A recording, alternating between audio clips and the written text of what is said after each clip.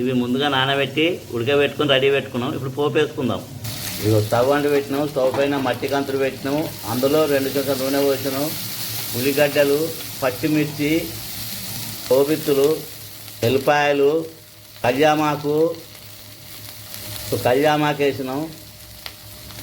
1/2 చెంచాడు ఇంగు, 1/2 చెంచాడు పసుపు, 1/2 చెంచాడు కారపొడి, తగినంత ఉప్పు. మొత్తం దూరగా గోలించుకోవాలి. ముందుగానే ఉడకబెట్టుకున్న గుడాలు ఇందులో పోసుకోవాలి.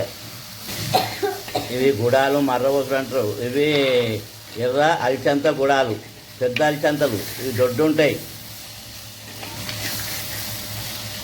ఒక 2 నిమిషాలు స్టవ్ పైన ఉంచుకోవాలి. ఇవి ఒకసారి కలుపుకొని స్టవ్ ఆఫ్ చేసి దించుకోవాలి. గుడాలు మర్రబోసుడు అయిపోయింది. గుమగుమలాడుతున్నాయి. వేడి వేడి బుక్కితే చాలా రుచిగా ఉంటాయి. ఇలా మనము గుడాలను వేసుకొని బుక్కితే బబ్బెర్లు కానీ అలిచంతలు కానీ రకరకాల గుడాలు వేసుకొని బుక్కితే ఇవి ఆరోగ్యానికి చాలా మంచిది. ఇవి ఎర్ర దొడ్డు అలిచంతల గుడాలు.